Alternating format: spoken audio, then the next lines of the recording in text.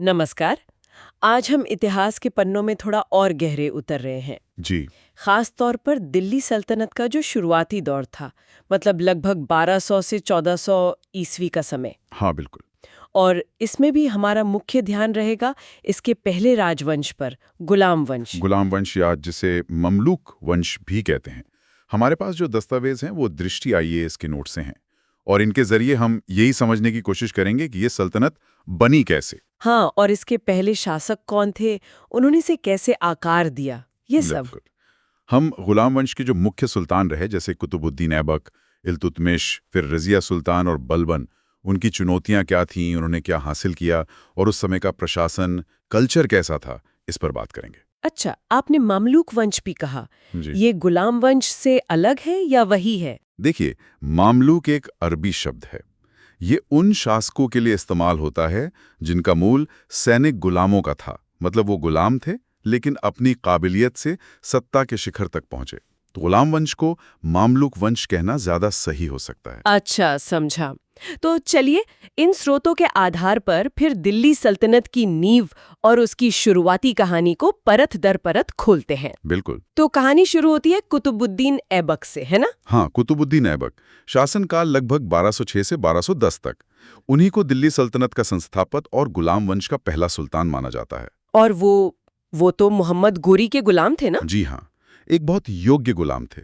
गोरी उनकी सैनिक प्रतिभा और वफादारी से इतना खुश था कि उसने उन्हें न सिर्फ भारत के जीते हुए इलाकों का सूबेदार बनाया, बल्कि एक तरह से अपना वारिस भी मान लिया था।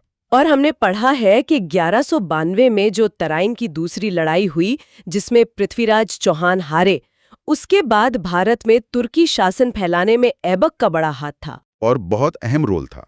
उन्होंने ही गोरी की मदद से दिल्ली और अजमेर पर कब्जा किया था। तो गोरी की मौत के बाद फिर ऐबक ने सत्ता संभाली। हाँ, 1206 में। हाँ। लेकिन दिलचस्प बात यह है कि उन्होंने कभी सुल्तान की उपाधि नहीं ली और शासन भी लाहौर से ही चलाया। दिल्ली से नहीं? नहीं, लाहौर से। और एक बहुत जरूरी काम उन्होंने ये किया कि गजनी में एक और दावेदार था, यल्दुज, उससे दिल्ली सल्तनत के रिश्ते तोड़ दिए।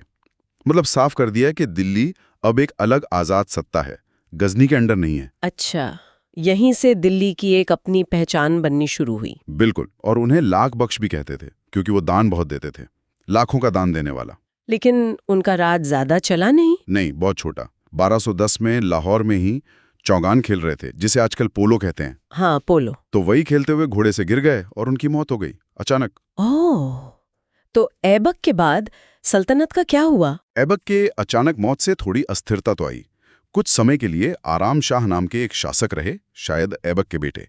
लेकिन फिर सत्ता संभाली ऐबक के दामाद शम्सुद्दीन इल्तुतमिश ने। इल्तुतमिश, इनका शासनकाल तो काफी लंबा रहा, शायद 1210 से 1236 तक। जी हाँ, और कई इतिहासकार और हमारे स्रोत भी उन्हें उत्तर भारत में तुर्की सल्तनत का वास्तविक संस्थापक मानते हैं। वास्तविक संस्थापक? ऐसा क्यों? ऐबक ने तो नींव रखी दी थी। देखिए, ऐबक ने शुरुआत जरूर की, लेकिन इल्तुतमिश को एक बिखरी हुई सल्तनत मिली थी। बहुत सारी चुनौतियां थी। जैसे? अंदरूनी तौर पर देखें तो बंगाल और बिहार में अली मर्दान खान जैसे गवर्नरों ने खुद को आजाद घोषित कर दिया था। दिल्ली के आसपास भी कई तुर्की अमीर थे जो ऐबक के साथी थे। वो इल्तुतमिश को सुल्तान मानने को तैयार नहीं थे। अच्छा, आपस में खींचतान थी। बिल्कुल। और बाहर का मोर्चा भी मुश्किल था। राजपूत राजाओं ने मौके का फायदा उठाया। कालिंजर, ग्वालियर, पूर्वी राजस्थान में अजमेर, बयाना, ये सब इलाके फिर से उनके कब्जे में चले गए थे।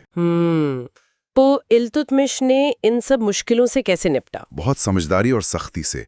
उन्होंने पहले अपने विरोधियों को हराया, खासकर कुबाचा जो मुल्तान और सिंध का आज़ाद शासक बन गया था, और यल्दूस जो गजनी से दिल्ली पर दावा कर रहा था।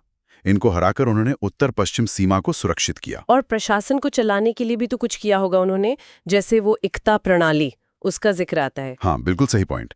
इक्ता प्रणाली ये सल्तनत के प्रशासन और विस्तार के लिए बहुत जरूरी साबित हुई। ये असल में पश्चिम एशिया, खासकर ईरान में विकसित हुई थी। अच्छा, ये भारत की अपनी नहीं थी? नहीं, इल्तुतमिश ने इसे भारत में एक व्यवस्थित रूप दिया। होता यह था कि सल्तनत के अलग अलग इलाकों को इक्ता कहते थे, और ये इक्ता सैनिक या सिविल अधिकारियों को उनकी तनख्वाह के बदले दे दिए जाते थे। तो उनका काम क्या होता था इक्ता में? इक्तेदार का काम था उस इलाके से रेवेन्यू वसूलना, लॉ एंड ऑर्डर बनाए रखना और जरूरत पड़ने पर सुल्तान को सैनिक मदद देना।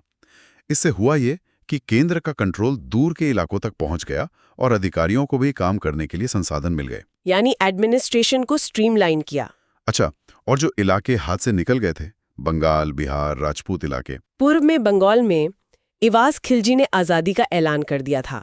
इल्तुतमिश ने उसके खिलाफ फौज भेजी और करीब 1226-27 तक बंगाल और बिहार को फिर से दिल्ली सल्तनत के अधीन ले आए। और राजपूतों के खिलाफ? उनके खिलाफ भी कार्रवाई की। ग्वालियर, बयाना, अजमेर, नागौर, इन पर फिर से कंट्रोल किया। रणथंभौर और जालौर जैसे मजबूत किले भी जीते। हाँ, मेवाड़ की राजधानी नागदा पर उनका हमला कामयाब नहीं हो पाया था। शायद गुजरात की सेना ने बीच में दखल दिया था। इसी समय एक बहुत बड़ा खतरा भी तो मंडरा रहा था सल्तनत पर, मंगोल, चंगेज खान। हाँ, ये शायद दिल्ली सल्तनत के लिए उस वक्त का सबसे बड़ा बाहरी खतरा था। 1221 के आसपास की बात है। चंगेज खान ख्वारिज़मी साम्राज्य को रौंदता हुआ सिंधु नदी तक आ पहुंचा था। बाप रे, सिंधु नदी तक? जी, और ख्वारिज़मी शाह का बेटा था जलालुद्दीन मंगबरनी। वो मंगोलों से बचकर पंजाब आ गया। उसने इल्तुतमिश से पनाह मांगी। तो इल्तुतमिश ने क्या किया? मदद की उसकी? नहीं, यहीं पर इल्तुतमिश ने जबरदस्त डिप्लोरेसी दिखाई। वो समझ गए थे कि चंगेज खान जैसे तूफान से सीधे टकराना मतलब सल्तनत को खत्म करना होगा। तो उन्होंने बड़े अदब से मंगबरनी को पनाह देने से मना कर दिया। बहाना बनाया कि दिल्ली की आबोहवा उसके लिए ठीक नहीं रहेगी। अच्छा, मतलब मंगोलों से सीधा टकराव टाल दिया। बिल्कुल। और शायद चंगेज खान भी भारत की गर्मी में और यहाँ के अंदरूनी मामलों में उलझना नहीं चाहता था, तो वापस लौट गया। ये इल्तुतमिश की बहुत बड़ी कामयाबी थी। उन्होंने सल्तनत को बचा लिया। वाकई इल्तुतमिश ने सल्तनत को बहुत मजबूत बुनियाद दी। लेकिन उनके बाद उत्तराधिकार का मसला बहुत पेचीदा हो गया लगता है, खासकर जब उन्होंने अपनी बेटी रजिया को वारिस चुना। हाँ, ये उस जमाने के लिहाज से बहुत ही असाधारण बात थी। क्यों चुना उन्होंने रजिया को? बेटे नहीं थे क्या? बेटे थे, लेकिन शायद इल्तुतमिश उन्हें उतना काबिल नहीं समझते थे। उन्होंने रजिया की प्रशासनिक समझ को पहचाना था, लेकिन उनका ये फैसला, जो तुर्की अमियों का गुट था, वो 40 का दल, तुर्काने चिहलगानी। जी बिल्कुल वही, जिसे इल्तुतमिश ने ही अपनी ताकत बढ़ाने के लिए बनाया था। उन अमीरों को ये बात बिल्कुल पसंद नहीं आई। तो रजिया सुल्तान का सफर आसान नहीं रहा होगा। उनका शासनकाल तो बहुत छोटा था, 1236 से 1239 तक ही। हाँ, बहुत मुश्किलों भरा। सबसे पहले तो उन्हें अपने भाइयों से ही चुनौती मिली, जिन्हें कुछ अमीर सुल्तान बनाना चाहते थे। पर रजिया ने दिल्ली के लोगों और कुछ वफादार अमीरों की मदद से तख्त हासिल कर लिया। लेकिन फिर उन 40 अमीरों से निपटाना पड़ा होगा। वही सबसे बड़ी चुनौती थी। ये अमीर चाहते थे कि सत्ता पर उनका कंट्रोल रहे, और एक औरत जो आज़ादी से फैसले ले, उन्हें ये गवारा नहीं था। रजिया का छोटा सा शासनकाल असल में सुल्तान की पावर और इन ताकतवर तुर्की सरदारों के बीच पावर स्ट्रगल की शुरुआत थी।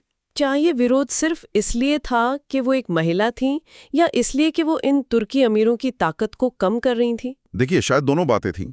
उनका औरत होना पुराने ख्यालात के तुर्की अमीरों को यकीनन खटकता था, लेकिन उससे भी ज्यादा उन्हें रजिया का आज़ादी से हुकूमत चलाना, गैर तुर्की लोगों को अहमियत देना, जैसे एक अबीसियाई अमीर थे याकूत खान, उन्हें शाही अस्तबल का मुखिया बना दिया, और दरबार में मर्दों की तरह बिना पर्दे के आना, ये सब उन्हें पसंद नहीं था। उन्हें लगा कि ये उनकी सत्ता पर हमला है। बिल्कुल, वो इसे अपने रुतबे और अपने खास अधिकारों पर सीधी चोट मानते थे।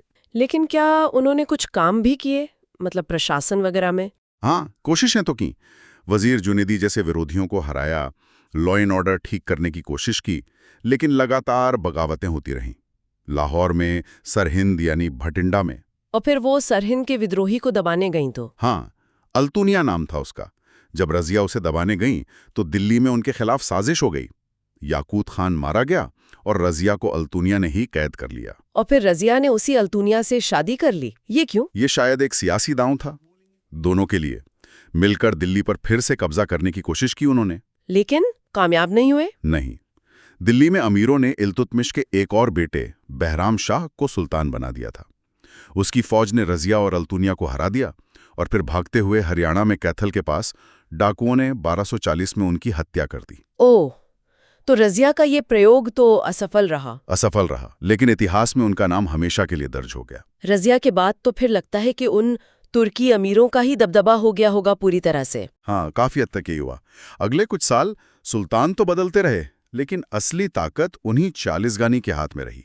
और इसी माहौल में एक और ताकतवर शख्सियत तो भर रही थी, घियासुद्दीन बलबन। बलबन, हाँ, इनका नाम तो बहुत सुना है। ये भी तो उन्हीं 40 गुलाम सरदारों में से एक थे ना? जी हाँ, उनका असली नाम उलूग खान था। वो भी इल्तुतमिश के 40 गुलामों में से एक थे। तो वो सत्ता तक कैसे पहुंचे? बलबन बहुत होशियार और महत्वाकांक्षी थे। उन्होंने पहले इल्तुतमिश के पोते नसीरुद्दीन महमूद, जो 1246 से 1266 तक सुल्तान रहे, उन्हें गद्दी पर बैठने में मदद की और फिर खुद उनके नायब यानी डेप्टी बन गए। मतलब सारी पावर अपने हाथ में ले ली। बिल्कुल, और अपनी बेटी की शादी भी सुल्तान नसीरुद्दीन से कर दी। इससे उनकी पोजीशन और मजबूत हो गई। लेकिन बाकी तुर्की अमीरों को ये पसंद आया होगा। नहीं, बिल्कुल नहीं। वो जलते थे बलबन से, तो उन्होंने 1253 में एक साजिश की और बलबन को नायब के पद से हटवा दिया। उनकी जगह किसे लाया गया? एक हिंदुस्तानी मुसलमान थे, इमादुद्दीन रेहान, उन्हें नायब बना दिया गया। ये एक तरह से तुर्की बनाम गैर तुर्की अमीरों की लड़ाई भी थी। पर बलबन चुप नहीं बैठे होंगे। कहाँ, बलबन ने हार नहीं मानी। उन्होंने अपने सपोर्टर्स का ग्रुप बनाया, सूबों में अपनी ताकत बढ़ाई, कहते हैं मंगोलों से भी कांटेक्ट किया। अच्छा। हाँ, और 2 साल के अंदर ही ऐसे हालात बना दिए कि सुल्तान नासिरुद्दीन महमूद को रेहान को हटाना पड़ा। बलबन फिर से नायब बन गए। और फिर उन्होंने अपने दुश्मनों को छोड़ा नहीं होगा। एक एक करके सबको रास्ते से हटाया। और फिर 1266 में जब सुल्तान नासिरुद्दीन महमूद की मौत हुई, कुछ लोग कहते हैं उसमें भी बलबन का हाथ था, तो बलबन खुद सुल्तान बन गए। तो सुल्तान बनने के बाद बलबन ने क्या किया? मतलब उनकी नीतियां कैसी थीं? उनकी लॉ और रक्त की नीति का बड़ा जिक्र आता है। हाँ, बलबन का मानना था कि सुल्तान का खौफ और इज्जत ही सल्तनत की बुनियाद है। तो सुल्तान बनने के बाद 1266 से 1287 उनका पहला काम था राजशाही की ताकत और प्रतिष्ठा को दोबारा स्थापित करना। और इसके लिए उन्होंने सबसे पहले क्या किया? सबसे पहले उन्होंने उसी चिहालगानी की कमर तोड़ी जिसने उन्हें खुद सत्ता तक पहुंचाया था। उन्होंने एक मजबूत सेंट्रलाइज्ड आर्मी बनाई, मिलिट्री डिपार्टमेंट दीवाने अर्ज उसे ठीक किया, जासूसी का सिस्टम बहुत मजबूत किया। और ये लॉ और रक्त की नीति? ये थी विद्रोहियों और गड़बड़ी फैलाने वालों से निपटने के लिए। मतलब कोई नरमी नहीं, पूरी सख्ती और ताकत का इस्तेमाल। किनके खिलाफ इस्तेमाल हुई ये ज्यादातर? खासतौर पर दिल्ली के आसपास के मेवातियों के खिलाफ। गंगा जमुना दोआब और अवध के राजपूत जमींदार थे, डाकू थे जो रास्ते लूट लेते थे, बगावत करते थे, उनके खिलाफ। कैसे निपटे उनसे? बहुत क्रूर तरीके अपनाए। दस्तावेज बताते हैं कि जंगल कटवा दिए जहां वो छिपते थे, बड़े पैमाने पर कत्लेआम किया, उनकी बीवी बच्चों को गुलाम बना लिया। मकसद था डर पैदा करना, पूरा खौफ। उन्होंने दरबार में भी बहुत सख्त अनुशासन लागू किया था ना, वो सिजदा और पायबोस जैसी रस्में। हाँ, सिजदा यानी घुटनों के बल झुकना और पैबोस यानी सुल्तान के कदम चूमना, ये ईरानी दरबार की रस्में थीं। ये सब इसलिए किया ताकि अमीरों को एहसास रहे कि सुल्तान उनसे बहुत ऊंचा है। वो खुद को नियाबत खुदाई यानी ईश्वर का प्रतिनिधि कहते थे। तो बलबन ने एक तरह से सल्तनत की सरकार और संस्थाओं को मजबूत किया। बिल्कुल, उन्हें सल्तनत का मुख्य वास्तुकार कह सकते हैं। राजशाही की सत्ता को उन्होंने टॉप पर पहुंचाया। लेकिन वो भी मंगोलों के खतरे को पूरी तरह खत्म नहीं कर पाए, बल्कि उनके अपने बेटे शहजादा मोहम्मद मंगोलों से लड़ते हुए ही मारे गए थे।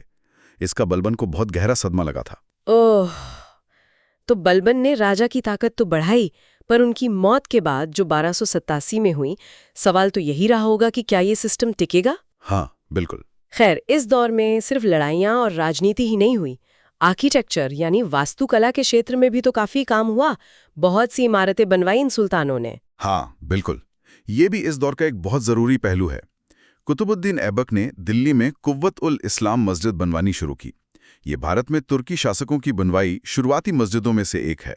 और कुतुब मीनार, वो भी तो ऐबक ने ही शुरू करवाई थी। जी हाँ, दिल्ली की पहचान कुतुब मीनार की नींव ऐबक ने ही रखी थी, शायद सूफी संत ख्वाजा कुतुबुद्दीन बख्तियार काकी की याद में, जिसे बाद में इल्तुतमिश ने पूरा करवाया। उसमें 3 और मंजिलें जोड़ी। हाँ, और मीनार पर अरबी के साथ साथ नागरी लिपि यानी देवनागरी जैसी लिपि में भी लिखावट मिलती है। अच्छा, ये दिलचस्प है। और वहीं पास में वो लोहे का खंभा भी तो है, 4वीं सदी का। जी, मशहूर लौह स्तंभ, जो पुराने भारत की मेटल टेक्नोलॉजी का कमाल है। ऐबक ने अजमेर में भी कुछ बनवाया था। हाँ, 2.5 दिन का झोपड़ा नाम की मस्जिद। कहते हैं वो पहले एक संस्कृत कॉलेज था। और इल्तुतमिश ने दिल्ली में अपने बड़े बेटे नसरुद्दीन महमूद का मकबरा बनवाया। उसे सुल्तानगढ़ी कहते हैं।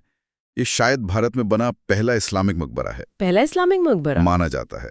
और 1235 के आसपास उन्होंने अपना खुद का मकबरा भी कुतुब मीनार कॉम्प्लेक्स में बनवाया। और बलबन का मकबरा? वो भी मेहरौली में है।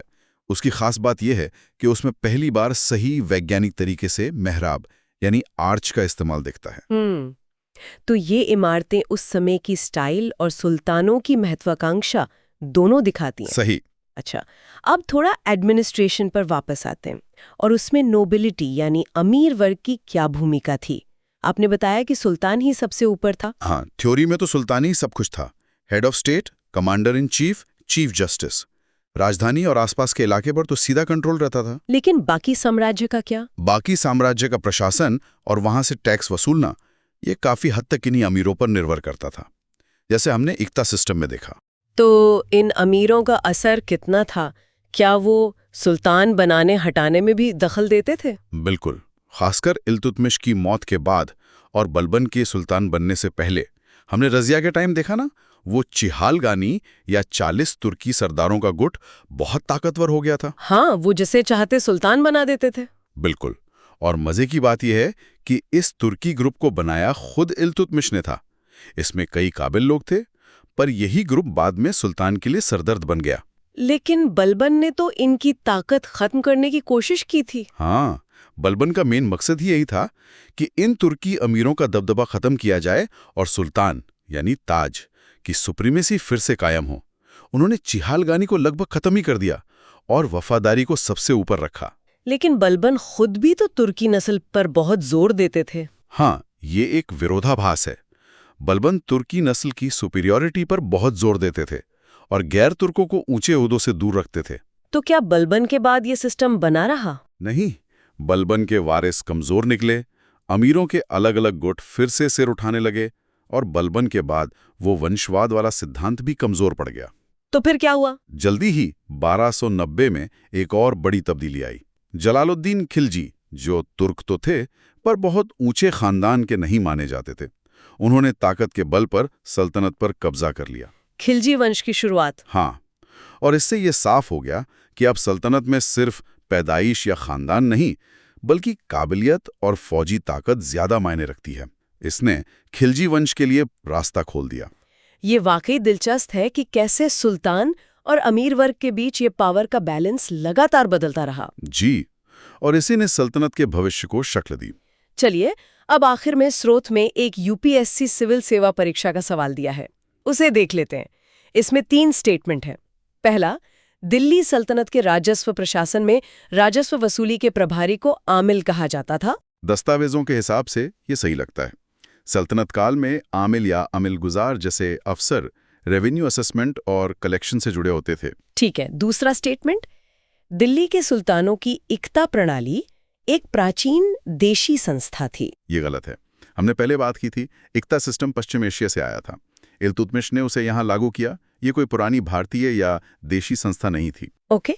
और तीसरा स्टेटमेंट, मीर बख्शी का पद दिल्ली के खिलजी सुल्तानों के शासनकाल में अस्तित्व में आया। ये भी गलत है। मीर बख्शी का पद और उसका रोल वो ज्यादातर मुगल काल से जुड़ा है। वो मिलिट्री डिपार्टमेंट का हेड होता था। सल्तनत में हाँ, बलबन ने दीवाने अर्ज बनाया था, अलाउद्दीन खिलजी ने आर्मी में रिफॉर्म्स किए थे, लेकिन मीर बख्शी नाम का पद इस तरह से खिलजी काल में नहीं था। तो मतलब इन 3 कथनों में से सिर्फ पहला वाला ही सही है? जी हाँ, स्रोत में दिए गए विश्लेषण के अनुसार केवल कथन एक सही है। तो आज की इस पूरी बातचीत को अगर समेटें तो हमने देखा कि गुलाम वंश ने दिल्ली सल्तनत की नींव रखी और शुरुआती मुश्किलों के बावजूद उसे एक मजबूत बेस दिया। बिल्कुल। ऐबक, इल्तुतमिश, रजिया, बलबन, इन सब शासकों ने अपने अपने तरीके से सल्तनत को संभाला, उसे मजबूत किया और उसका प्रशासनिक और सांस्कृतिक ढांचा तैयार किया। आर्किटेक्चर में भी अहम काम हुआ। हाँ, और एक बात जो बार बार सामने आई वो है सुल्तान और ताकतवर तुर्की अमीरों के बीच सत्ता के लिए लगातार चलने वाला संघर्ष। निश्चित रूप से ये अंदरूनी खींचतान सल्तनत की स्थिरता पर तो असर डाल ही रही थी, साथ ही उसके विस्तार और उसके कैरेक्टर को भी तय कर रही थी। और इसके साथ ही उत्तर पश्चिम से मंगोलों का खतरा वो एक परमानेंट चुनौती बन गया था, जिसने सल्तनत की फॉरेन पॉलिसी और मिलिट्री तैयारियों को हमेशा प्रभावित किया। हमेशा। तो आज की बातचीत के अंत में हम अपने श्रोताओं के लिए एक सवाल छोड़ जाते हैं। गुलाम वंश के दौरान सुल्तान और तुर्की सरदारों के बीच जो ये सत्ता का संघर्ष चला, कभी सुल्तान भारी पड़ा, कभी अमीर। इसने आगे चलकर सल्तनत के सियासी भविष्य, उसके फैलने की दिशा और ताकत, और शायद आखिरकार उसके पतन की कहानी को किस तरह और कितना गहरा प्रभावित किया होगा। ये सोचने वाली बात है। इस पर विचार करने से ये पूरा दौर और बेहतर समझ में आएगा।